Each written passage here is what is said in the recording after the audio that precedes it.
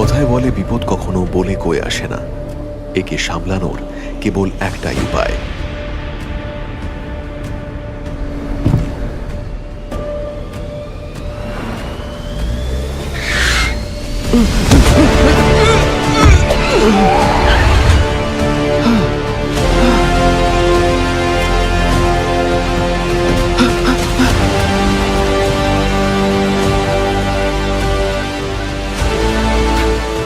এই আমি কি করে ফেললাম?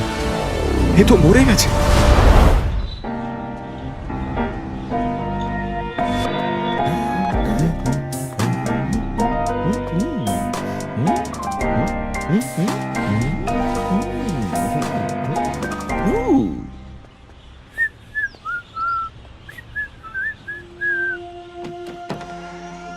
হ্যাঁ, সব গেল কই?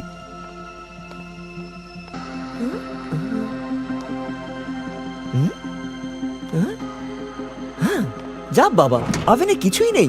বলছে কি খাবারের কোনো গন্ধই তো নাকি আসছে না। কিচেনটাও ফাঁকা। আঙ্কেল ব্র্যাডলি প্রমিস করে ভুলে গেল নাকি? আই এম সো সরি পাপা। দেখো নিকিতা, এতে তোমার কোনো দোষ নেই, এমনটা একদম ভেবো না। বাবা আমার খুব ভয় করছে। আমার কি পুলিশের কাছে যাওয়া উচিত? আমার মনে হয় যে ফ্রেডি। তাহলে চলো একদম শুরু থেকে শোনা যাক। স্যার, ইনি আমার আঙ্কেল ব্র্যাডলি আর ও আমার কাজিন নিকিতা। এই সব কিছু নিকিতার সাথেই হয়েছে। নিকি, প্রদ্যুমান স্যারকে সত্যি ঘটনাটা বলো। স্যার স্যার আমি কল সেন্টারে চাকরি করি। কাল লেট নাইটে অফিস থেকে ফিরছিলাম। আমি খুবই ক্লান্ত ছিলাম স্যার। আর তখনই ও মাই গড! এ তো মনে হচ্ছে খুব গভীর চোট লেগেছে। আমি একে রোড ক্রস করতে দেখিনি।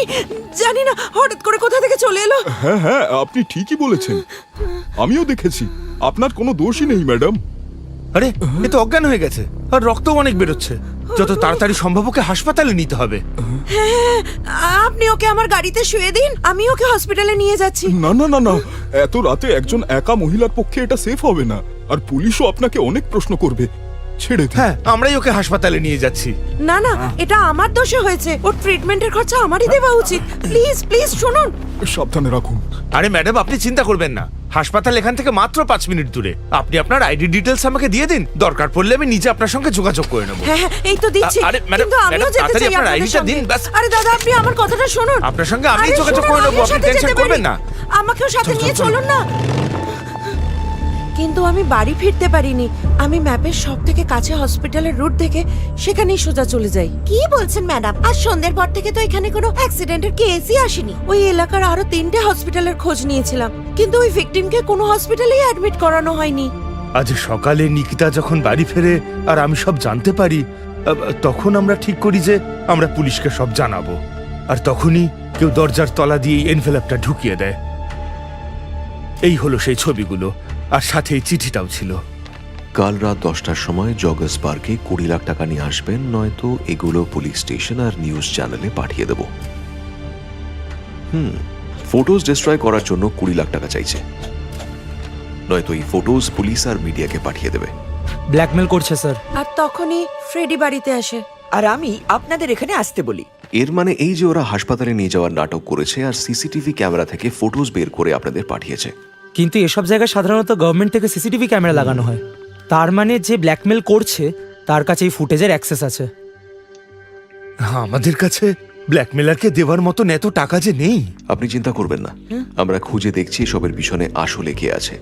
এখন আমাদের কেবল 2টো প্রশ্নের উত্তর খুঁজতে হবে। সিসিটিভি ক্যামেরার অ্যাক্সেস কার কাছে আছে, আর ওই ভিকটিমের সাথে ঠিক কি হয়েছে। স্যার, যেমনটা দেখতে বলেছিলেন তেমন কোনো ভিকটিমই কাল রাতে শহরের কোনো হাসপাতালেই ভর্তি হননি। হ্যাঁ, আর কোনো অ্যাক্সিডেন্ট ভিকটিম শহরের কোনো মর্গেও নেই। আর সিসিটিভি ক্যামেরার ব্যাপারে কিছু জানতে পারলে? হ্যাঁ স্যার, এই ক্যামেরাটা তো গত বছর থেকেই খারাপ। আমি খোঁজ নিয়েছি, ইউজই হয় না। তাহলে ব্ল্যাকমেলার্স অ্যাক্সিডেন্ট ফুটেজের অ্যাক্সেস কোথা থেকে পেল? কিছু তো একটা গন্ডগোল আছে। না কোনো ভিকটিম, না কোনো সিসিটিভি। এটা কোনো সেটআপ নয় তো? নিকিতা বলেছিল ওই লোকটা হঠাৎই ওর গাড়ির সামনে এসে পড়ে আর ওকে বাঁচানোর জন্য ও গাড়িটা ঘুরিয়ে নেয়। টায়ারের দাগ দেখে মনে হচ্ছে ওর ডান দিকে গাড়ি ঘুরিয়েছিল, তার মানে লোকটা বাঁ দিক থেকে এসেছিল। ও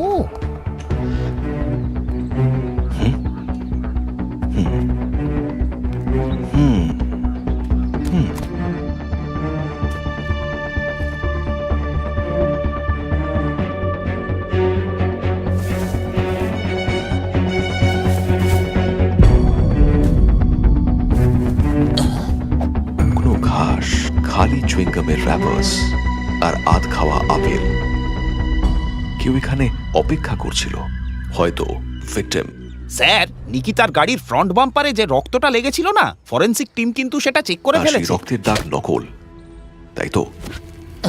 কারণ এই অ্যাক্সিডেন্ট আসলে একটা নাটক, এটা আসলে একটা স্ক্যাম, একটা সেটআপ। কিন্তু এটা একটু বেশি ডেঞ্জারাস নয় স্যার? ওই লোকটা হঠাৎই নিকিতার গাড়ির সামনে চলে এলো। ও কি করে ভাবলো যে নিকিতা ওকে বাঁচানোর জন্য গাড়িটা ঘোরাবে? ধাক্কাও তো মারতে পারতো স্যার। নিজের জীবনের প্রতি ওর কোনো ভয় নেই নাকি? এটাই তো আমি বুঝতে পারছি না। সুশীল, হ্যাঁ, ফরেন্সিকে চেক করাও। ভিকটিমের জুতোয় কি লেগেছিল? Okay sir. আমার তো মনে হচ্ছে শুকনো ঘাস, কিন্তু এখানে আশেপাশে কোথাও শুকনো ঘাস নেই। হয়তো কোনো ক্লু পাওয়া যাবে। ভয় আর নিজেকে দোষ দেওয়া, মানুষের এই দুটো ইমোশন নিয়ে খেলা সব থেকে সহজ। আর ব্ল্যাকমেলার্স এটা খুব ভালো করেই জানতো। নিকিতা, তুমি ক্রিমিনাল ন ভিকটিম, ওই ব্ল্যাকমেলার্স এর স্ক্যামের ভিকটিম। এটা একটা সেটআপ ছিল। ওই ভিকটিম আর রক্ত সব ফেক ছিল। তুমি কাউকেই অ্যাক্সিডেন্ট করোনি।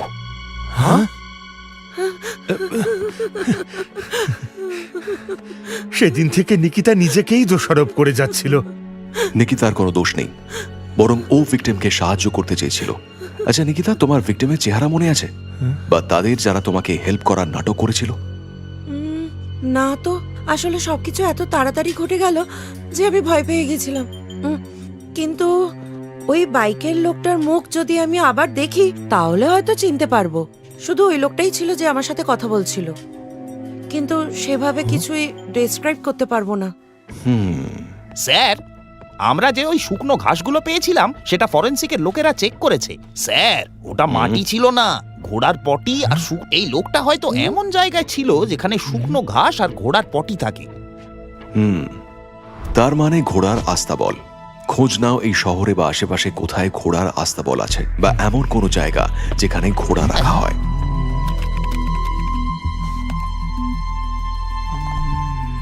স্যার, আমাদের শহরে 3টে আস্তাবল আছে। তো সেগুলো অ্যাক্সিডেন্ট সাইট থেকে কতটা দূর? একটা 89 কিলোমিটার, দ্বিতীয়টা 120 কিলোমিটার দূরে, আর তৃতীয়টা অ্যাক্সিডেন্ট সাইট থেকে মাত্র 2 কিলোমিটার দূরে। আমাকে তাড়াতাড়ি ওখানকার অ্যাড্রেস পাঠাও। সবার প্রথমে আমরা ওখানেই যাব।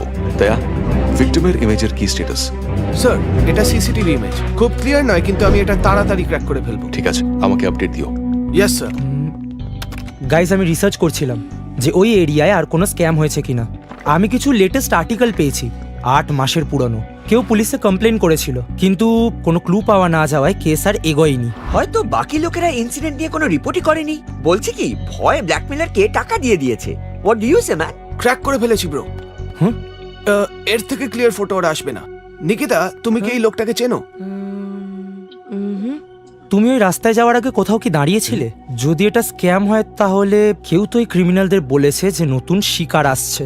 এক্স্যাক্টলি ব্রো, তোমাকে টার্গেট করার জন্য ওদের জানতে হবে যে তুমি ওই দিকেই যাচ্ছ আর একাই আছো। ঠিক বলেছে, কারণ গাড়িতে যদি কোনো গ্রুপ থাকে বা দুজনও থাকে তাহলে ওদের প্ল্যান কাজ করবে না। আর যদি ওরা একবার ওদের টার্গেট বেছে নেয় তাহলে ওদের প্ল্যান করার জন্য একটু তো সময় লাগবেই, যাতে ভিকটিম আর ফেক উইটনেসেস ঠিক পজিশনে আসতে পারে। বলছে কি একটা গোটা গ্যাং আছে। হ্যাঁ ফ্রেডি, আর এরা সবাই অ্যাক্সিডেন্ট স্পটের কাছেই থাকে, যাতে তাড়াতাড়ি ওখানে পৌঁছাতে পারে। হ্যাঁ, মনে পড়েছে। ওই রোডে যাওয়ার আগে আমরা একটা ধাবায় দাঁড়িয়েছিলাম। আমরা? হ্যাঁ, আমার সাথে আমার 2জন কলিগও ছিল। অনেক দেরি হয়ে গেছিল, আমরা ওখানে ডিনার করছিলাম। আর ডিনারের পর ওরা অন্য ডিরেকশনে চলে গেল আর আমি ওই রোডের দিকে। তুমি কি ডেলি ওই রাস্তা দিয়েই আসো? না, ইউজুয়ালি আমি হাইওয়ে ধরে আসি, কিন্তু সেদিন যখন আমি ধাবাতে গেছিলাম তখন আমার বন্ধুদের এমনিই বলছিলাম যে বাড়ি পৌঁছাতে আমার 1 ঘন্টার বেশি লেগে যাবে। সেটা ওখানকার ম্যানেজার শুনতে পায়, আর সেই আমাকে ওই রোডের কথাটা বলে। গাইস, ওই ধাবাতে গিয়ে আমাদের খোঁজ নিতে হবে। কি ফ্রেডি, তোমার খিদে পেয়েছে তো?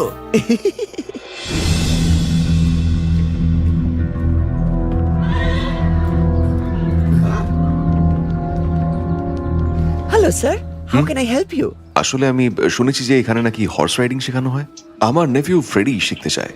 হ্যাঁ অবশ্যই স্যার, আমরা হর্স রাইডিং শেখাই। আমি আপনাকে ঘুরিয়ে দেখাচ্ছি। এখানকার ওনার জনের সাথে আলাপ করাবো। উনি এসব 3 বছর আগেই শুরু করেছেন। জনি স্যার, রাইডিং এর জন্য এনকোয়ারি। এ তো অসাধারণ রাইডার। স্যার, জনি একজন রিটায়ার্ড স্টান্টম্যান, ফিল্মে অ্যাকশন মাস্টার ছিলেন। উনি অনেক অ্যাকশন সিন করেছেন। আমাদের এখানে সম্পূর্ণ সেফটির সাথে শেখানো হয় sir. Hello, how can I help you? আরে ফ্রেডি, তোমার পেট নাকি কুয়ো? থামো। কুয়ো না, খাল। হোয়াট ম্যান, তোমরা এমন ভাবে বলছো যেন শুধু আমারই মুখ আছে। বলছি কি, তোমরাও তো খেয়েছো। হ্যাঁ হ্যাঁ, আমরাই তো খেয়েছি। ব্যাস হয়ে গেছে, বিলটা চেয়ে নি। আমরা অলরেডি লেট হয়ে গেছি। আচ্ছা বেশ, আঙ্কেল প্লিজ গিভ দ্য বিল। আরে ভাই, এখানে সব কার্ড ফাট চলে না, বুঝলে, শুধু ক্যাশ। কিন্তু আমার কাছে তো এত ক্যাশ নেই। Guys, do you have any? Uncle, আমি আপনাকে ফোনে পে করে দিচ্ছি, অনলাইন পেমেন্ট। না না, শুধু ক্যাশেই পেমেন্ট হবে। তাই নাকি? তাহলে আমি বাড়ি থেকে নিয়ে আসছি, বেশি নয়, 2-3 ঘন্টা লাগবে। স্যার, এই ছেলেটা কিন্তু আর আসবে না। টাকা না দিলে ওকে ছাড়বেন না। এরকম ছেলেদের আমি খুব ভালো করে চিনি। আচ্ছা, ফোনেই পেমেন্ট করে দাও। আচ্ছা, তো দিয়ে দাও নাম্বার। তো জনি হলো আমাদের ফেক ভিকটিম। ও সেই সেম মিন্ট চুইংগাম খাচ্ছিল যার র্যাপার আমরা জঙ্গলে পেয়েছিলাম। আর স্যার, ও নিজেই একজন স্টান্টম্যান। এরা তো ফিল্মে এই কাজই করে। তার মানে ও ভালো করেই জানে যে কারের সামনে ঝাঁপ মারার পরেও কিভাবে বাঁচতে হয়। 1 মিনিট স্যার, আপনার অফিসে ওই ধাবা ম্যানেজারের ফোন কল ডিটেলস আসবে। আমি খুব ইন্টারেস্টিং কিছু দেখতে পেয়েছি। মানে আমরা ঠিকই সন্দেহ করেছি। এই দেখুন স্যার, নিকিতা বলেছিল ও রাতে প্রায় 11:50 ধাবায় গেছিল আর 1টার সময় বেরিয়ে আসে। সেই রাতে ম্যানেজার 2টো ফোন করেছিল, একটা 12:30টার সময় আর একটা 1:02 ও কাকে ফোন করেছিল? স্যার, 12:30টার সময় ও ফোন করেছিল জনিকে, যে একটা ঘোড়া রাস্তা বলে রোনার। আমাদের স্টান্টম্যান আর ফেক ভিকটিম। আর রাত 1:02 যে ফোনটা করেছিল? 1 মিনিট ব্রো, সোনু বলে কারুর। স্যার, আমি এক্ষুনি গিয়ে সোনুর ডিটেলস জেনে আসছি। ওকে, দেখি কে আগে খোঁজ পায়। হ্যালো, হ্যালো স্যার, আমি টিবিএইচ ব্যাংক থেকে ফোন করছি। স্যার, আমরা একটা সার্ভে করছি। যারা আমাদের কোশ্চেনের অ্যান্সার দিতে পারবে আমরা লাকি ড্র করে তাদের মধ্যে থেকে উইনার বেছে নেবো। উইনার একদম ফ্রিতে একটা মোবাইল পেয়ে যাবে। আপনি কি সার্ভেতে অংশ নিতে চান? হ্যাঁ হ্যাঁ অবশ্যই, কেন নয়। শুধু টাকা পয়সা না চাইলেই হলো। না স্যার, আপনাকে কিচ্ছু দিতে হবে না। স্যার, আপনার নামটা জানতে পারি? সোনু, সোনু সিং। সোনু স্যার, আপনার প্রফেশনটা কি বলুন তো? হাই সিটি পেট্রোল পাম্প আছে না, আমি ওখানকার অ্যাটেন্ডেন্ট। আরে বাহ।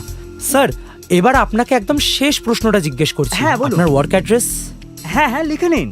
কেবি কলোনি রোড, নিয়ার জেপি চেকনগর। আপনি যদি উইনার হন তাহলে আমাদের ব্যাংক আপনার সাথে কন্ট্যাক্ট করবে। By sir. ব্যাস মিনিট খানেকের মধ্যেই ওর গভর্নমেন্ট আইডি কার্ডের ফটো আমাদের কাছে চলে আসবে স্যার। ওই ধাবার ম্যানেজারই তার মানে নিকিতার কথা ওদেরকে বলেছিল। হ্যাঁ, আর সে জনিকে ফোন করে। আর হয়তো জনি পেট্রোল পাম্প থেকে সোনুকে নিয়ে ওই অ্যাক্সিডেন্ট পয়েন্টে পৌঁছয়, নিজের ভিকটিমের পজিশন নিতে আর সিসিটিভি ক্যামেরা অ্যাক্সেস করতে। আর যখন নিকিতা ধাবা থেকে বেরোয় তখন ওদের ফোন করে ইনফর্ম করে দেয়। এই ভাইরা দেখো, সোনুর গভর্নমেন্ট আইডি এসে গেছে। এই তো সেই বাইকার যে আমার কন্ট্যাক্ট ডিটেলস নিয়েছিল। এরা কি চালাক, তাই না? রোডের একদিকে পেট্রোল পাম্প, আরেকদিকে ধাবা। হয়তো দুটো জায়গা থেকে টার্গেট সেট করে আর বাকি টিম মেম্বার্স বাইকার, ড্রাইভার আর ভিকটিম সেজে চলে আসে।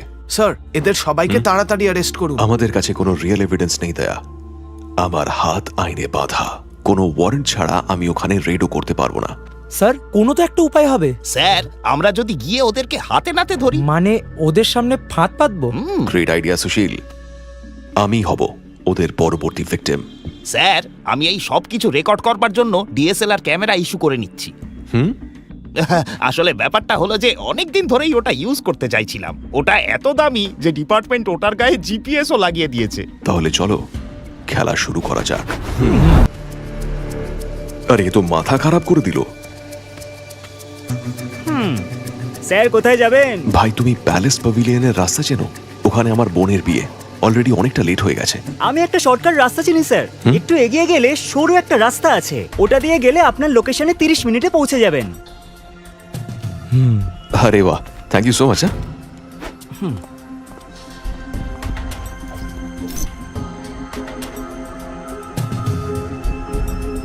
স্যার, একটা বড় মাছ ফেসেছে, বোনের বিয়েতে যাচ্ছে।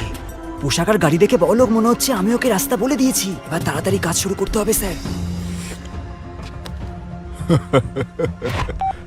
হ্যালো মিস্টিক ধাবা, আমি একটা বাটার চিকেন অর্ডার করতে চাই। হ্যাঁ হ্যাঁ হ্যাঁ হ্যাঁ, হাই সিটি পেট্রোল পাম্প থেকে বলছি। বুঝতে পেরেছেন তো? সুশীল আঙ্কাল, আমাদের প্ল্যান ওয়ার্ক করছে। ও সবাইকে বলে দিয়েছে, ওরা সবাই আপনার দিকেই যাচ্ছে। কার্ডের মেশিনটা কাজ করছে না। আমি কোম্পানিতে ফোন করেছিলাম, কিন্তু ওরা বলছে যে সিস্টেম ডাউন আছে, 10 মিনিট লাগবে। আপনার কাছে যদি ক্যাশ থাকে ক্যাশ দিয়ে দিন না। আরে না ভাই, আমার কাছে ক্যাশ তো নেই। অসুবিধা নেই, আমি ওয়েট করে নিচ্ছি। আমি বরং 10 মিনিটের একটা পাওয়ার ন্যাপ নিয়ে নিই। জনি লুকিয়েছেটা কোথায়?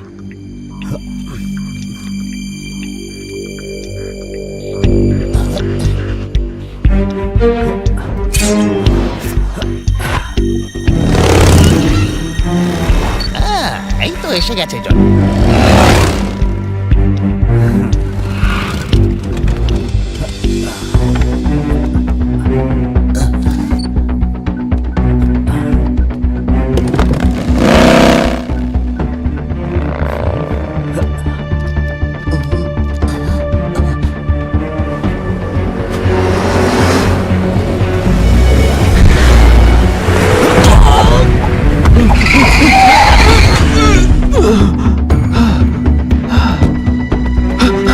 এই আমি কি করে ফেললাম?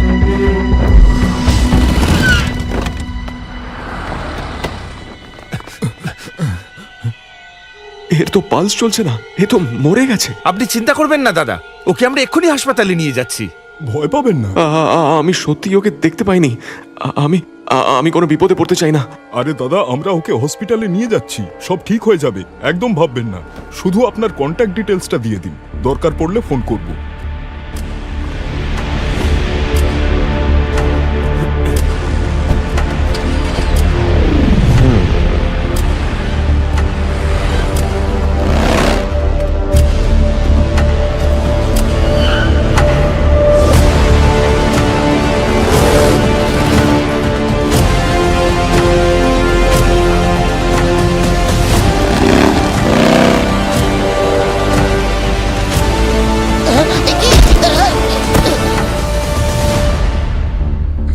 ও নো ব্রো, সুশীল আঙ্কেলের ক্যামেরা অফ হয়ে গেছে।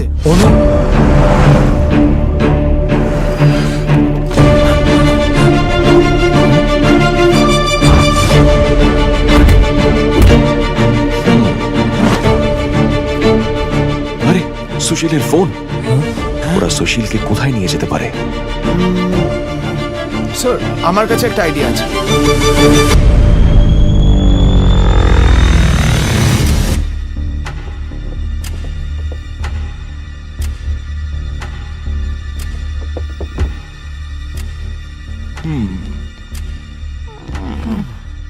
ভাগ্য ভালো যে আমি প্ল্যান চেক করতে গেলাম ওখানে, আর তাই দেখতে পেলাম।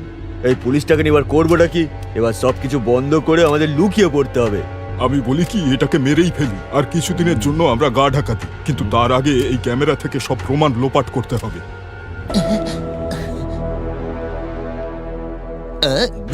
আচ্ছা দাদারা, কিছু করবার আগে আমার কথাটা একবার শুনুন। হ্যাঁ, আসলে আমি বলছিলাম যে মানে আসলে আমি জানি যে আপনারা আমাকে মেরে ফেলবেন, কিন্তু মরবার আগে আমার শেষ ইচ্ছেটা যদি পূরণ করে দেন। আমার বড্ড খিদে পেয়েছে, তাই মারবার আগে একটু জল খাবার খাইয়ে দিন। হ্যাঁ, আরে বেশি কিছু চাইছি না, একটা বড়া পাও, একটা সিঙ্গাড়া আর একটা চপ, ব্যাস এইটুকু পেলেই যথেষ্ট। এতেই হবে, এইটুকু দিয়েই আমি কাজ চালিয়ে দেব। আর এক কাপ চা যদি পেতাম তাহলে খেলাটা জমে যেত। ওই ফাজলামো বন্ধ করো।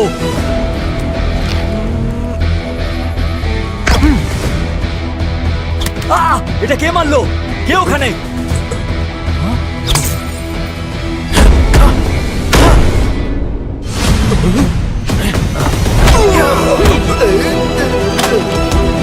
Oh!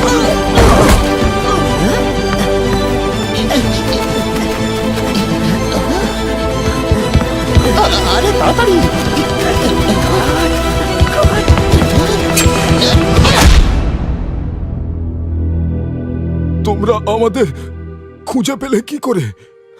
ওই ক্যামেরাটার জন্য। ওটাতে একটা জিপিএস ট্র্যাকার লাগানো আছে, সব পুলিশ ইকুইপমেন্টেই থাকে। কিন্তু তুমি মরার অ্যাক্টিংটা করলে কিভাবে? আমি তো তোমার পালসও চেক করেছিলাম। ওটা আমি ম্যাজিশিয়ানের কাছ থেকে শিখেছিলাম, নিজের আর্মপিটে টেনিস বল রেখে আর তারপর আর ওটাকে চাপ দাও। আমি বুঝে গেছি, এটা করলে আর্মের ব্রকিয়াল আর্টারি দিয়ে ব্লাড ফ্লো স্লো হয়ে যায়, ফলে পালস রেটও স্লো হয়ে যায়। আর যখন কেউ তোমাকে চেক করবে তখন সে পালস ফিলই করবে না। আরে এই বাচ্চাগুলো কে?